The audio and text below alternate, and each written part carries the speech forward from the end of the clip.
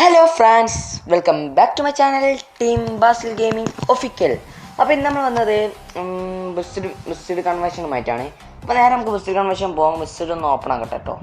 അപ്പോൾ നമ്മളെ കൊമൻഡോ ഗെയിമിൻ്റെ വണ്ടിയായിട്ടാണ് ഇന്നത്തെ കൺവേർഷൻ. അപ്പോൾ ഇതിന് നല്ല വീഡിയോസ് നല്ല റീച്ച് ഇട്ടാണ് നമ്മൾ പാർട്ട് 2 എന്തായാലും ഇറക്കും. അപ്പോൾ നിങ്ങളെല്ലാം നിങ്ങളുടെ അഭിപ്രായം കമൻറ്റ് ബോക്സിൽ രേഖപ്പെടുത്തുക. അപ്പോൾ നമുക്കൊന്ന് ബുസ്സിഡ് ഒന്ന് ഓപ്പൺ ആക്കാം.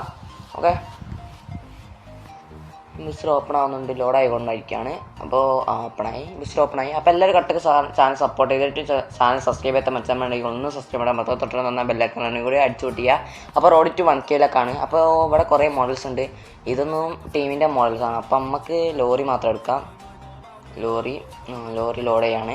അപ്പോൾ ലോഡ് സ്കെയിൽ ഞാൻ കൊടുത്തത് 0.0012 ആണ്. ആ ബ്ലെൻഡറിൽ ഞാൻ വലുപ്പം കൂട്ടിയതാണ്. അല്ലാണ്ട് 0.01 കൊടുക്കുക, 0.02 കൊടുക്കുക, വലുപ്പത്തിനനുസരിച്ച് കൊടുക്കുക. ഇപ്പോൾ ഞാൻ 0.0012 ആണ്. അപ്പോൾ ഇതൊന്ന് ക്ലോസ് എടുത്താണ്, ആ ടെസ്റ്റേഴ്സാണ്. അപ്പോൾ ഇതാണ് നമ്മളെ വണ്ടി കേട്ടോ. നമ്മളെ കൊമൻഡോ ഗെയിമിൻ്റെ ലോറിയാണ്.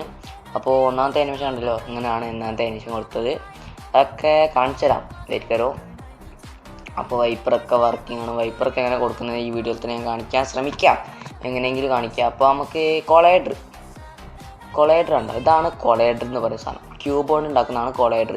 ഇതുണ്ടെങ്കിൽ മാത്രമേ ബസ്സിൽ നമ്മൾ വണ്ടി ഓട്ടാൻ കഴിയുള്ളൂ. ഇത് ഉണ്ടെങ്കിൽ മാത്രം. അത് ഞാൻ ക്യൂബ് തന്നെയാണ് പേര് കൊടുത്തത്. മോഡൽസിൽ ക്യൂബ് തന്നെയാണ്. ആ ക്യൂബാണ് കൊളൈഡർ. മെയിനായിട്ടുള്ള സാധനമാണ് കൊളൈഡർ. വണ്ടിക്ക് കൊളൈഡർ ഇല്ലെങ്കിൽ ബസ്സിൽ ഓട്ടാനൊന്നും ആയില്ല. അപ്പോൾ ഇതിപ്പോൾ കാണാത്ത പൊസിഷനിലാണ്. അതിൽ നമ്മൾ നോട്ട് യൂസ്ഡിൽ പോയിട്ട്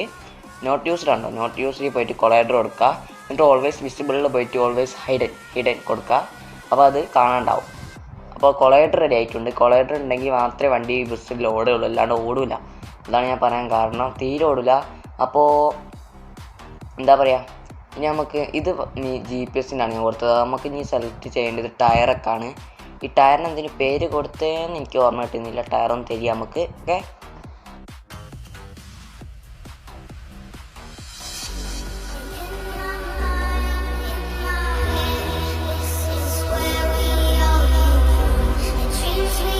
എനിക്ക് തോന്നുന്നു ലാസ്റ്റിലേക്ക് ഞാൻ ടയറിന് പേര് കൊടുത്തു. എന്തോ ഒരു വീലിന് എന്തോ കൊടുത്താൽ അത് കിട്ടിയിട്ടുണ്ട്.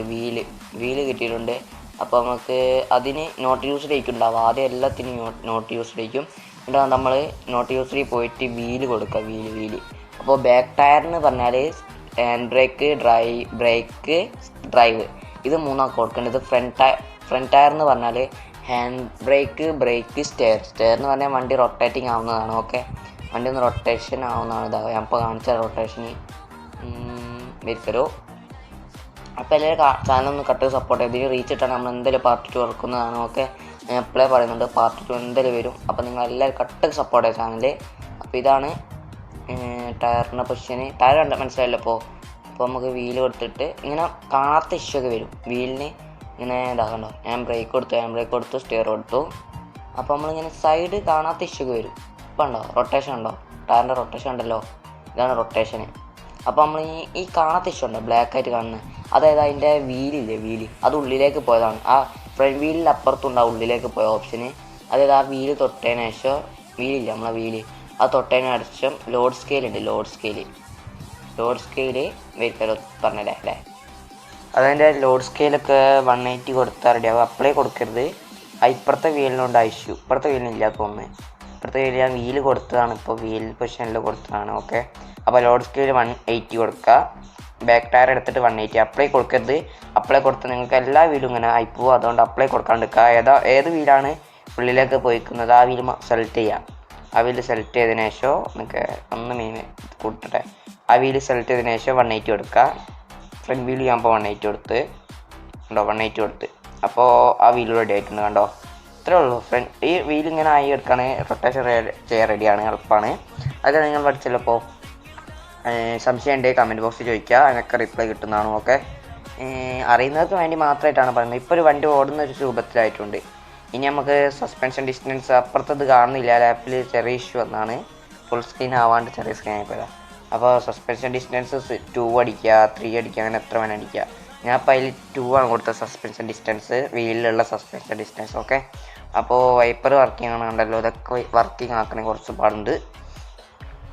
പിന്നെന്താ പറയുക,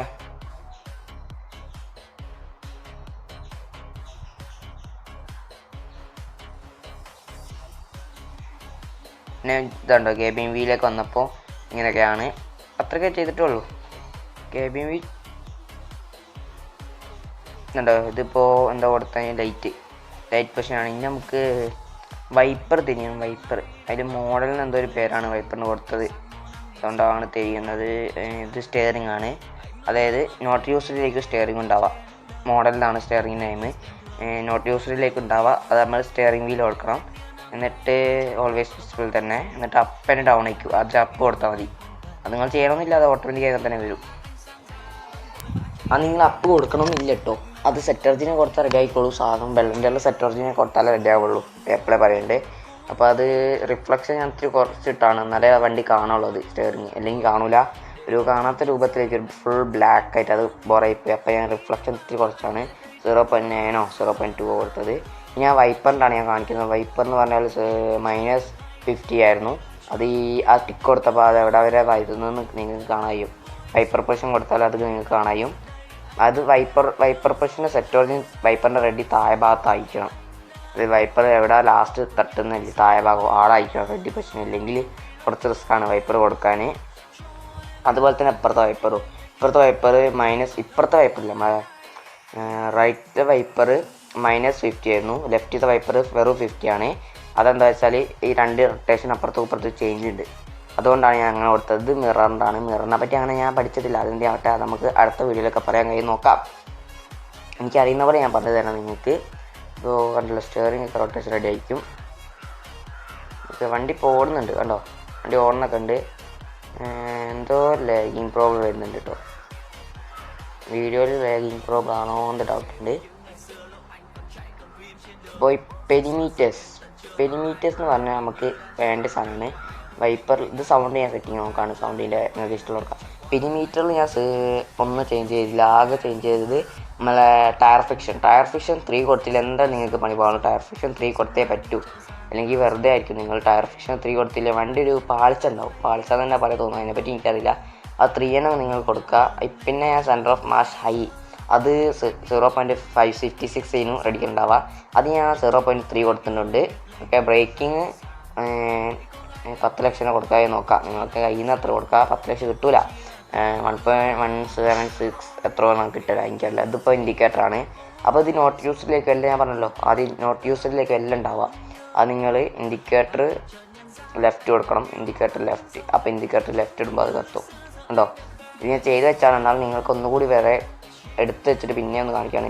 ഇതും നോട്ട് യൂസ്ഡിലേക്ക് ബ്രേക്കിംഗ് ഉണ്ടാവുക. അപ്പോൾ സിറ്റി ലൈറ്റ് കൊടുത്താൽ കിട്ടൂല, ബ്രേക്ക് കൊടുത്താൽ അത്ര കൂടി ബ്രേക്കിംഗ് പിടിക്കുമ്പോൾ വണ്ടി ഇത് കത്തും. പക്ഷേ അത് ബസ് റെഗുലേറ്ററിൽ കാണില്ല. റിവേഴ്സ് ഗിയറിങ്ങും അതൊന്നും ബസ് റെഗുലേറ്ററിൽ കാണില്ല, ഇൻഡിക്കേറ്റർ പക്ഷേ മാത്രമേ കാണുള്ളൂ. ബസ് റെഗുലേറ്ററിൽ ലൈറ്റ് ഉണക്കുമ്പോൾ അത് കത്തും, അത്ര മാത്രമേ കാണിക്കുള്ളൂ, അത്ര ഇതിൽ കാണിക്കുള്ളൂ. അപ്പോൾ എല്ലാവരുടെ ചാനൽ കട്ടൊക്കെ സപ്പോർട്ട് ചെയ്യുക. 1 crore to 1K. അപ്പോൾ എല്ലാവരും ചാനലിന് മാക്സിമം സപ്പോർട്ട് ചെയ്ത് മാക്സിമം നിങ്ങളെ കൂട്ടുകാർക്കൊക്കെ ഈ വീഡിയോ ഷെയർ ചെയ്യുക. അറിയാത്തവർക്കൊക്കെ ഈ വീഡിയോ ഷെയർ കൊടുക്കുക. എല്ലാവരും പഠിക്കട്ടെ, ഈ വീഡിയോ ഒക്കെ കണ്ടിട്ട് എല്ലാവരും പഠിക്കട്ടെ. ഇനി ഇത് കസ്റ്റം ആനിമേഷൻ 1 ആണ് കേട്ടോ.